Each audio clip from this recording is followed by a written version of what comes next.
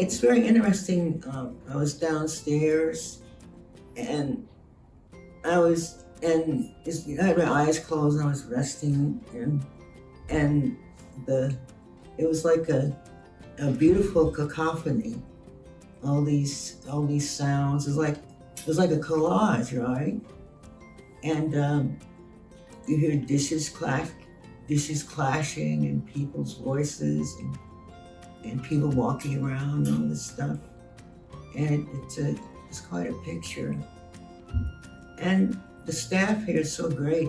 They really care about you and stuff. And it's really beautiful.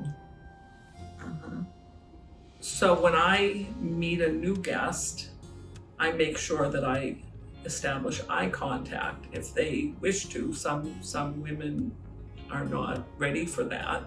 I will joke with them, make a comment that is commonality between us, such as, it's really cold outside, or this food is amazing, or I didn't like such and such, and just try to form some sort of basis of commonality so that the women can see that I'm interested in hearing their opinion and I'm interested in getting to know them better so that I can better help and fulfill the needs that they have.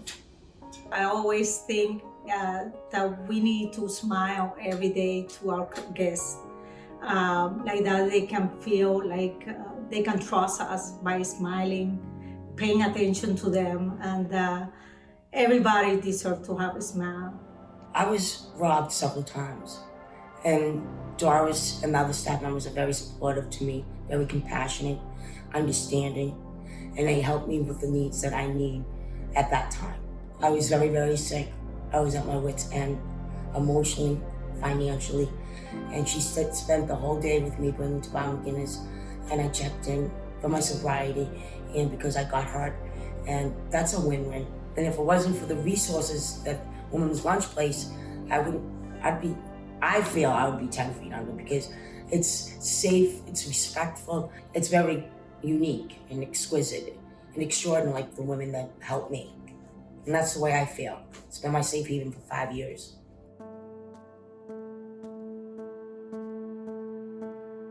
For me, with the guests, it's important that I remember as many names as I can.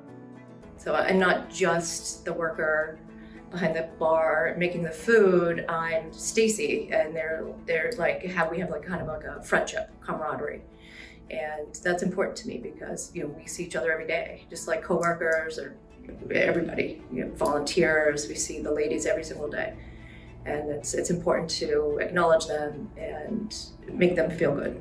I mean, it comes from when you walk inside the door to being acknowledged with your name. People will say, "Oh, hi, Kathy," and it's just nice because, like, when you're homeless, you feel like you're invisible and that nobody acknowledges you. And here, you people who greet you, with a smile on their face. From the moment I walked through that door, from my first time, I felt safe. So there's a Zulu tribe in South Africa, and they have the greeting Sawubona. And Sawubona simply translates to mean I see you.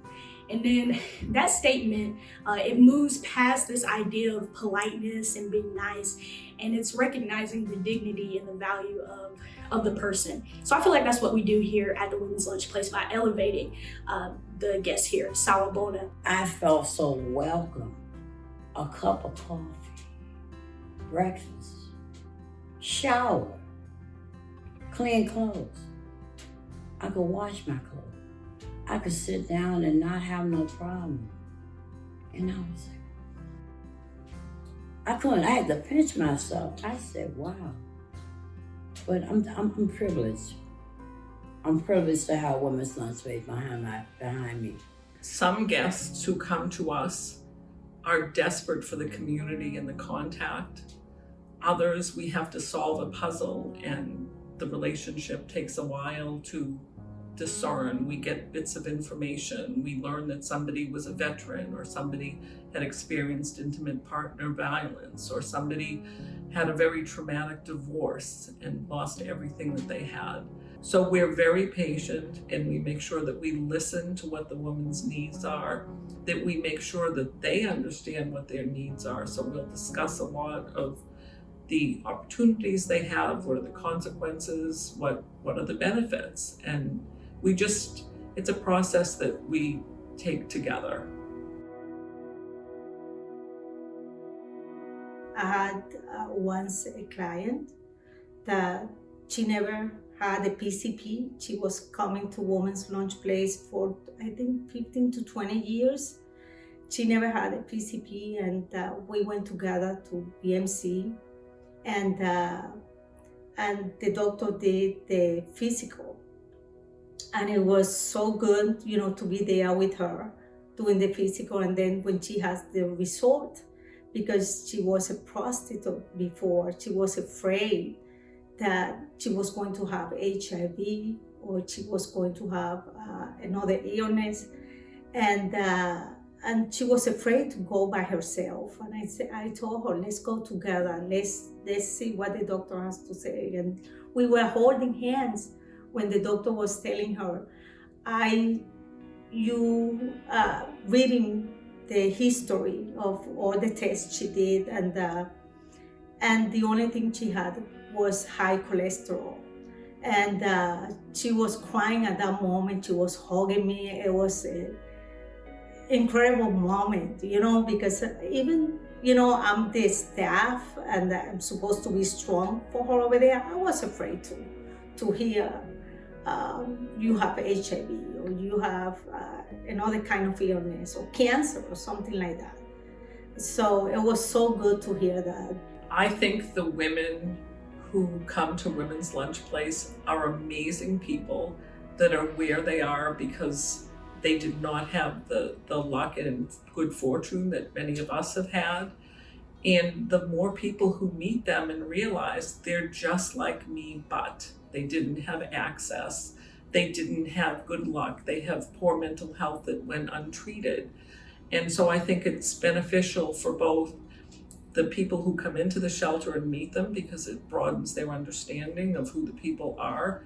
And I think it's really good for the women who are at Women's Lunch Place because they understand that people care about them beyond the walls of Women's Lunch Place, or they wouldn't be there trying to hear their stories. I've been through a lot of trauma, and so it causes me to be the way I am.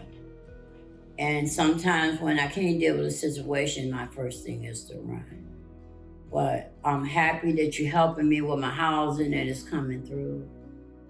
I'm happy with Women's Lunch Space helped me to get things that I needed for my place. I'm trying not to cry because I just think about all the things and the special days for the holidays, what they do for us women here. When you don't have nobody give you anything, like Valentine's Day with the flowers and all that, for Christmas and holidays, they have special things. And when you've been in a situation where you always giving and people always taking, you don't know how to handle it sometimes when somebody giving you something. But I'm trying to fix it to get myself involved with things that's gonna help my spirit, keep me out of my own head.